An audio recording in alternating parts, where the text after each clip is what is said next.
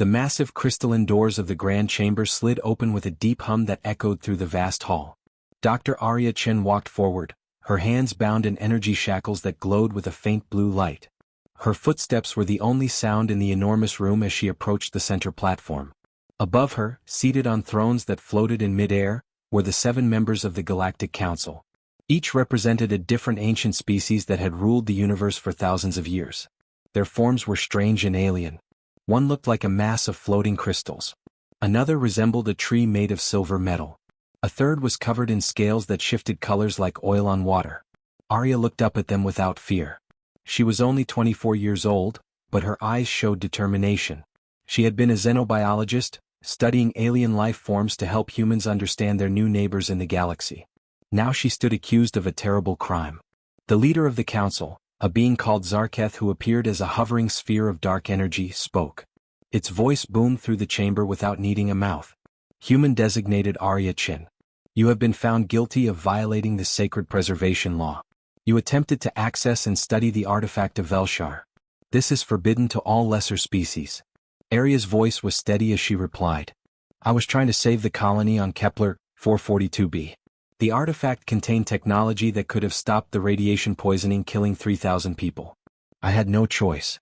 Ignorance is not innocence, another council member said, its voice like grinding stones. The laws exist for all. Your species has been in the galactic community for only 50 years. You do not have the wisdom to handle ancient powers. 3,000 lives, Arya repeated, her voice rising. Men, women, children. They died because you refused to help. Because your laws are more important than living beings. The chamber fell silent. The council members looked at each other, communicating in ways humans could not perceive. Finally, Zarketh spoke again. Your actions threaten the order that has kept the galaxy stable for 100,000 years. The sentence is death by the ancient method. You will be beheaded, and your remains will be given to the Drakthor as ritual demands. Gasps echoed through the viewing galleries where representatives from dozens of species watched. Even among the aliens, this punishment was rare and terrible.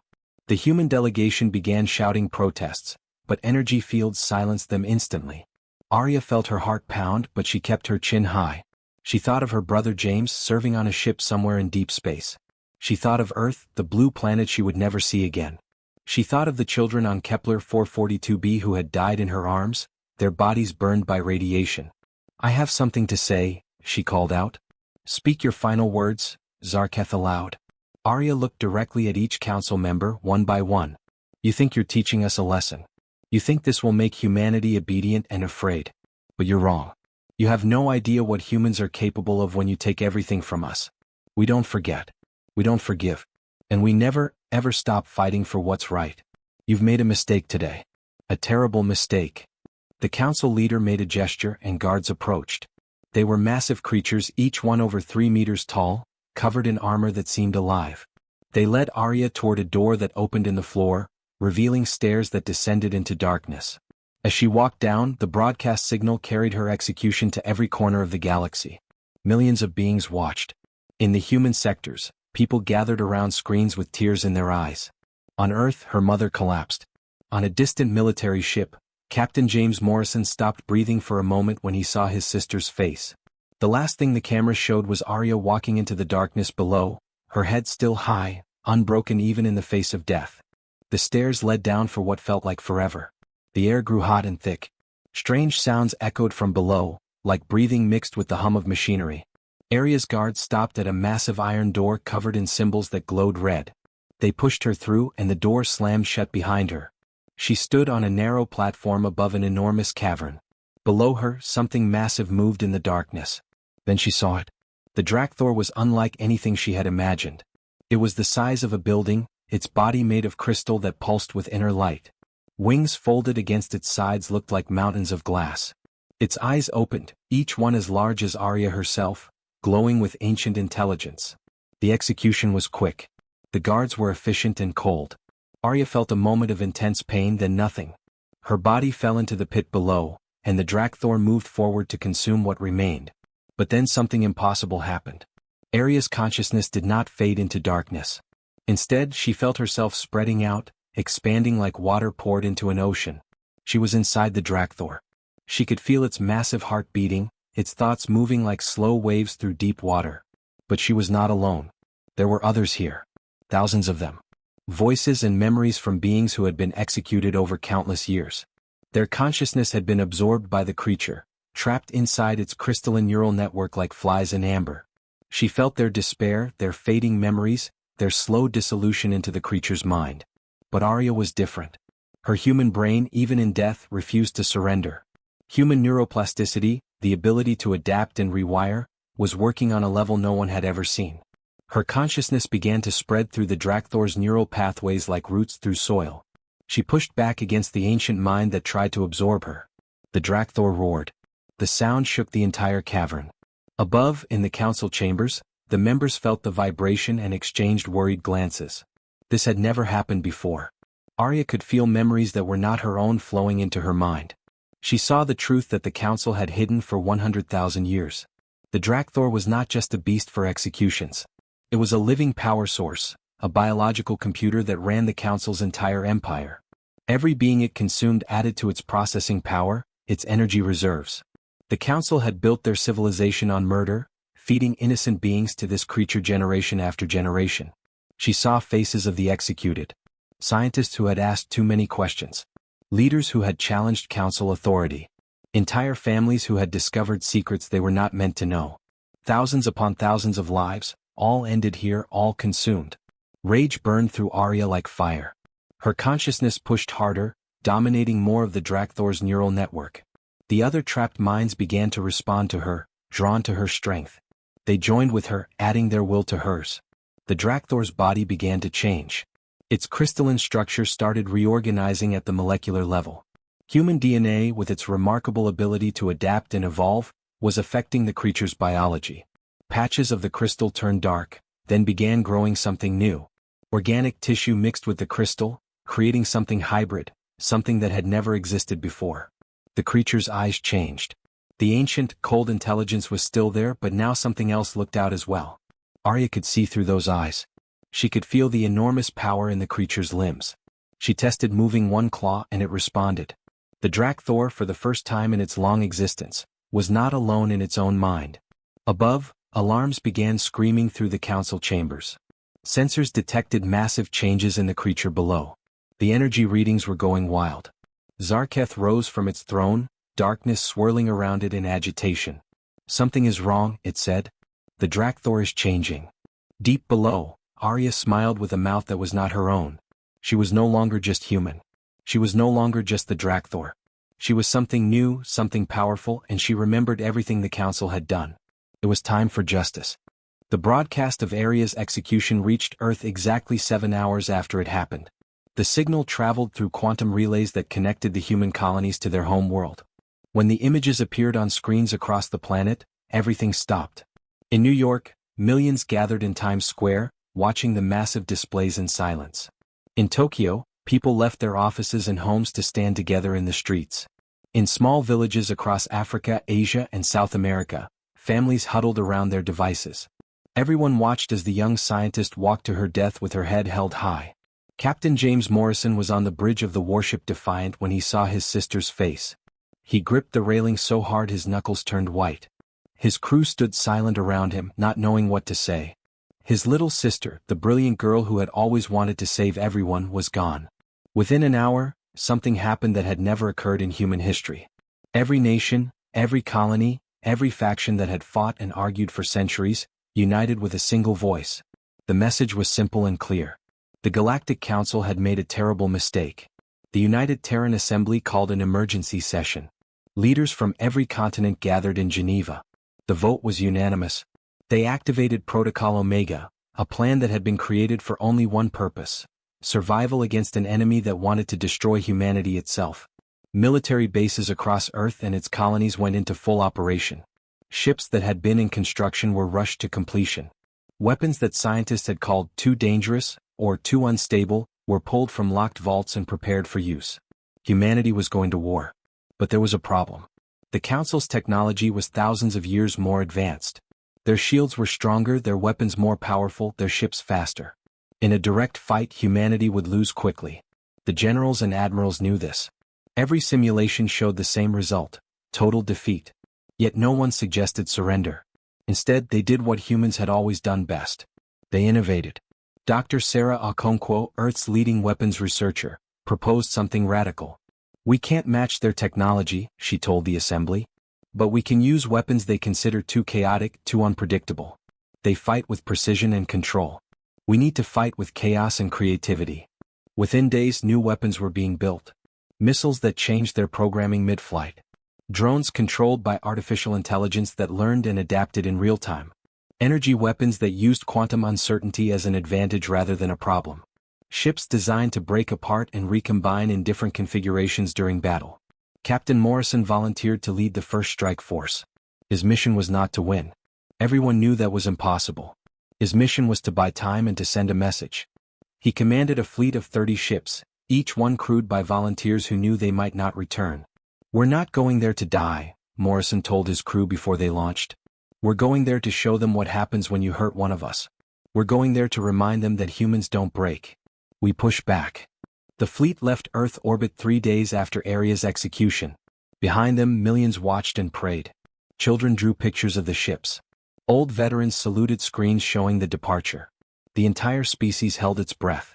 As the fleet jumped into faster-than-light travel, Morrison stood on his bridge and looked at a picture of Aria. It showed her laughing, holding a small alien creature she had been studying. She looked so happy, so full of life. "I'm coming, little sister," he whispered. "I don't care if you're gone. I don't care if this is suicide. They're going to know they picked the wrong species to mess with." Across the galaxy, the Council received reports of the human fleet approaching their territory.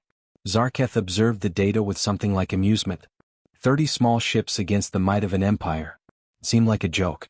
But deep below the Council chambers in the dark cavern, Arya felt her brother's approach. Through the Drakthor's senses, she could detect his ship's unique energy signature. Hope bloomed in her hybrid consciousness. Her family was coming. And soon, the Council would understand what true fury looked like. The containment systems around the Drakthor's cavern had been built to hold the creature for 100,000 years. Massive energy fields, walls of reinforced crystal, chains forged from star metal. All of it designed by the Council's greatest engineers. All of it useless now. Arya had spent days learning to control her new body. The Drakthor's power was immense, but it required focus and understanding. She practiced moving each claw, each wing. She learned to channel the energy that flowed through the crystalline structure. Most importantly, she accessed the memories stored in the creature's vast neural network. What she found made her burn with cold rage. The Council had not just executed criminals. They had murdered anyone who threatened their power. Scientists who discovered too much. Leaders who inspired their people to question authority. Children who showed abilities the Council feared. The Drakthor's memories contained proof of every crime, every lie, every genocide the Council had committed. On the 5th day, Arya decided it was time. She pushed her will through every part of the hybrid creature. The transformation was complete now. The Drakthor's body combined crystal and organic tissue in ways that should have been impossible. It was stronger, faster, and more intelligent than it had ever been. She spread her wings, each one spanning 50 meters, and roared. The containment field shattered like glass. The crystal walls cracked and fell. The star metal chains snapped. Alarms screamed throughout the Council complex as Arya burst upward through layers of rock and metal. She emerged in the Grand Chamber itself, sending Council members scattering in terror. "Remember me?" she said, her voice booming from the Drakthor's throat but still recognizably human. "I'm the primitive human you executed 5 days ago." Zarketha's dark energy forms swirled in panic. "Impossible. Your consciousness should have dissolved." "You never understood humans," Arya said. She raised one massive claw and pointed at the Council members. "We adapt. We survive. We overcome. And now I have all your secrets." She closed her eyes and accessed the quantum communication networks that connected the entire galaxy. Through the Drakthor's power, she began broadcasting. Every screen, every device, every communication system in Council space suddenly showed the same thing: the truth. Images flowed out from her mind to billions of watching beings. They saw the executions of innocents. They saw the Council manipulating elections and assassinating leaders. They saw entire species enslaved or destroyed because they asked too many questions. 100,000 years of crimes, all revealed in minutes. The galaxy erupted in chaos. Species that had served the Council for generations began to riot. Military forces questioned their orders. Colony worlds declared independence. The carefully constructed empire began to crumble. The Council deployed their war fleets. Massive ships, each one capable of destroying a planet, moved to eliminate the transformed Drakthor. At the same time, they detected Morrison's human fleet entering their territory. Arya felt her brother's presence getting closer. She spread her wings and launched herself into space. The hybrid body needed no air, no ship. She flew between the stars themselves, powered by energy that flowed from dimensions beyond normal understanding. The Council fleet opened fire. Thousands of weapons struck her at once. Energy beams, missiles, gravity weapons. The assault would have destroyed any normal ship instantly. But Arya was not a ship. She was a living being combined with ancient technology, guided by human intelligence. She dodged and weaved through the attacks, moving in patterns the Council's computers could not predict. Human creativity met alien power. She struck back, tearing through their ships with claws that could cut through any armor. Her roar shattered energy shields. Her wings generated electromagnetic pulses that disabled weapons systems. The battle lasted 3 hours. When it ended, the Council's main fleet was destroyed or retreating. Arya hovered in space, breathing heavily, her body damaged but intact. Then she felt it. Morrison's fleet had arrived. She turned and saw the 30 human ships approaching. They were so small compared to the Council vessels. So fragile. But they came anyway, ready to fight an empire for one of their own. Arya reached out through quantum communication. "James," she transmitted. "I'm here. I'm still here." On the bridge of the Defiant, Morrison heard his sister's voice and fell to his knees, tears streaming down his face. Morrison's fleet surrounded Arya's transformed body in a protective formation. The human ships were tiny compared to her massive dragon form, but they moved with precision and determination. For the first time in days, Arya felt something other than rage. She felt hope. "Little sister," Morrison transmitted through the quantum link. "What did they do to you?" "They tried to kill me," Arya responded, her voice carrying both sadness and strength. "Instead they made me into something new. Something that can finally stop them." Together, the human forces moved toward the Council's throne world, the planet where the 7 members ruled from their ancient palace. Other species joined them along the way. Ships from civilizations that had been oppressed for thousands of years formed a massive fleet. Word of Arya's revelations had spread like fire through the galaxy. The Council members gathered in their throne room for the last time. They knew what was coming. Zarketh looked at the others and said, "We offer them a choice. Surrender and we will share our technology. We will give them power beyond imagination." But when Arya landed on their palace steps, smashing through the ornate gates, she had no interest in their offers. Morrison's ship touched down beside her, and he walked out to stand next to the massive dragon that had once been his sister. "You have a choice," Arya said, her voice echoing across the planet. "Face trial for your crimes or leave this galaxy forever. Those are your only options." The Council members tried one final desperate act. They activated a device hidden beneath their throne room, something they had kept secret even from their own people. It was a weapon designed to reset reality itself, to erase everything within 1,000 light years and start over. Arya felt the weapon powering up. She felt the fabric of space beginning to tear. If it activated, billions would die. Everything would be erased. She made her decision in an instant. "James, get everyone away from here," she transmitted. "All ships jump to safety. Now." "No," Morrison shouted. "I just got you back. And I'm saving you," Arya said. "That's what big sisters do. I love you, James. Tell Mom I'm sorry I couldn't come home." Before Morrison could respond, Arya launched herself at the weapon. She dove through the palace, through layers of stone and metal, down to where the device pulsed with reality-breaking energy. She wrapped her entire body around it, containing it with her mass. The weapon detonated. Energy that could have destroyed half the galaxy poured into Arya's hybrid form. Her crystalline structure began to dissolve, her organic parts burning away. But she held on, forcing all that destructive power into herself, letting it consume her rather than the universe around her. Morrison watched from his ship as a pillar of light erupted from the palace. When it faded, there was only silence. His sister was gone. He screamed her name, but there was no answer. The Council members were found in the ruins, their physical forms destroyed by the backlash. The war was over. The old empire had fallen. In the months that followed, representatives from hundreds of species gathered to form something new. The Democratic Galactic Assembly was born from the ashes of tyranny. Humans played a key role in its creation, their ideas of freedom and justice shaping its laws. Morrison became one of its first ambassadors, though his heart remained heavy. A year later, a human colony on the edge of known space was attacked by pirates. The colonists prepared to fight and die. Then something appeared in the sky above them. A dragon made of crystal and light, smaller than before but unmistakable. It drove the pirates away with a single roar. When the colonists tried to thank it, the dragon simply nodded and vanished. Morrison heard the report and smiled through his tears. Arya had found a way. Her consciousness had survived, transformed into pure energy, able to manifest when needed. She was no longer human, no longer the Drakthor, but something beyond either. She had become the guardian of those who could not protect themselves. And across the galaxy, whenever the weak faced the strong, whenever the innocent faced evil, sometimes a dragon appeared. It asked for nothing. It spoke no words. It simply protected and vanished. Some called it a ghost. Others called it a legend. Morrison called it his sister, still watching over those she loved.